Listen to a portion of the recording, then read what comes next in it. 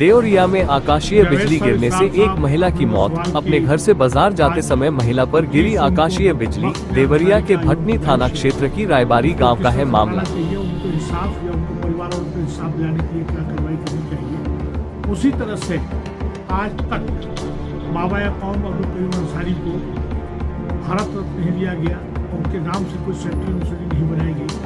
और इसी तरह से अगर देखा जाए तो बहुत इम्पोर्टेंट जो है वीर अब्दुल हमीद, जिसने पैटर्न डंप को मारा, उनकी भी पैदाइश जो है 1 जुलाई को है। और 3 जुलाई को brigadier Usman line of Nausherwa, जिन्होंने जम्मू में कश्मीर पहुँचाया था, उनका भी है। देखिए, मैं समझता हूँ कि पसमादा समाज के जो जावेद साहब के बार बार मैं कहता हूँ एक कलेक्टिव जो है इनका मजमूई जो है इनका एजेंडा होना चाहिए और तमाम पसमादा लीडर्स या कारकुन उसको स्ट्रिक्टली फॉलो करना चाहिए। आज आप देखेंगे कि मरवादी पुलवादी ताकतें आसिर जो है एलिमेंट्स जो है तमाम पॉलिटिकल पार्टी में जाके बैठ गए हैं और उनका एजेंडा जो है अपना कॉमन एजेंडा है उसको कभी छोड़ते नहीं है। उसी तरह से पसमादा समाज को एक पूरी ताकत के साथ जो है तमाम ऐसे मौक़ों पे मैं समझता हूँ कि 1950 का जो प्रेसिडेंशियल ऑर्डर है उसके खिलाफत करना चाहिए, उसको ख़त्म करने के लिए काम करना चाहिए।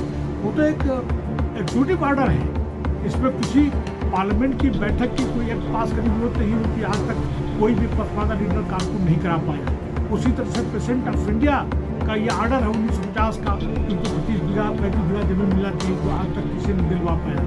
आज इनको पसमादा लीडरशिप करना चाहिए। मैं इससे ज़्यादा आप लोग जो बार बार पसमादा की बात करें, जावेद साहब, इसरार साहब और तमाम साथियों में दूसरी बात करना चाहता हूँ मैं। इस सरकार ने पिछले 10 साल में ऐसे ऐसे कानून बनाए हैं जिससे कि माइनॉरिटीज को जो है हरास किया जा सकता है या उसको जो नुकसान पहुँचाया जा सकता है उसको सप्रेस किया जा सकता है। मैं यहाँ पे ये बात बताना चाहता हूँ कि आज जो है अपने तमाम तरह के इख्तलाफात को बुलाकर हम लोग को चाहिए कि वक्फ एक्ट को उसके खिलाफत करना चाहिए, इसके लिए मुखालफत करना चाहिए, ये पास नहीं होना चाहिए, जो कि हमारी ज़मीन को, हमारी खबरों को, हमारी जो है वक्त की ज़मीनों को, हमारी मस्जिदों को ये लोग हथियाना चाहते हैं। और इसी तरह नहीं इसकी शनाख्त हो रही है। देखिए, मुझे सही नहीं मालूम, आप पत्रकार हैं, आप बेहतर जानते हैं, कई एक तंजीमें जो है लगता है कि या तो जो बड़े बरसरे अखबार में बैठे हुए, जो सरकार में बैठे हुए, उन्होंने खड़ा किया है, या क्या वजह कि बहुत से ऐसे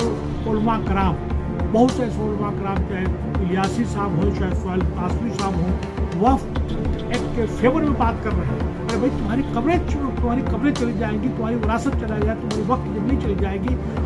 आप जो है जो आज इस सरकार के फेवर में लोग बात कर रहे हैं, एक बहुत बड़े आलिम दीन जो उसके मुखिया हैं, उन्होंने अपनी बात में कह दिया कि लोगों को जो है मुखालफत नहीं करना चाहिए। अरे भाई, अनकॉन्स्टिट्यूशनल अल्ट्रा वायरस एक्ट जब तुम पास करोगे हरास करने के लिए, हम लोग क्यों नहीं मुखालफत करेंगे? हम लोग को मुखालफत करना चाहिए। बल्कि मैं आपके माध्यम से, क्योंकि बिहार में बड़े जोर शोर से जो है वक्त में अंसारी का लोग पैदाइश, यहाँ तक कि बड़े बड़े नेता तेजस्वी से लेकर नीतीश कुमार से लेकर और क्यों अंसारी को बनाने जा रहे हैं। आप सभी लोगों से मेरा अपील है, मदवाना गुजारिश है कि 29 तारीख को जो गांधी मैदान में जो वक्त बिल के खिलाफ में, एक्ट के खिलाफ में जो मुजाहरा होने जा रहा है, जो प्रदर्शन होने जा रहा है, आप लोगों को ज़्यादा से ज़्यादा उसमें भाग लेना चाहिए।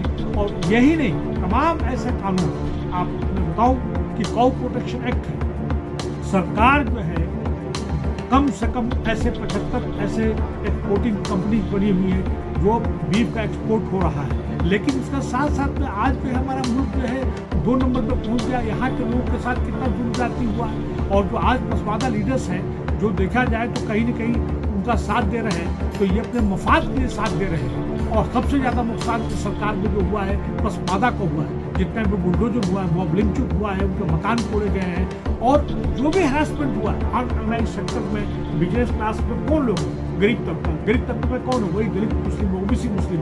तो उनको चाहिए कि एक जुट होकर तमाम ऐसे एक्ट, और खास कर वक्फ, CA है, NRC है, काऊ प्रोटेक्शन एक्ट है, कन्वर्जन एक्ट है, ये जो इलीगल कानून जो बनाए गए हैं उनके मुखालफत करना चाहिए। मैं आपके माध्यम से जावेद साहब को सरासर में गुजारिश करना चाहता हूँ कि बड़ी से बड़ी तादाद में गांधी मैदान में पटना में लोगों को 29 तारीख को 29 जून को पहुँचना चाहिए और वक्त की मुखालफत करना चाहिए।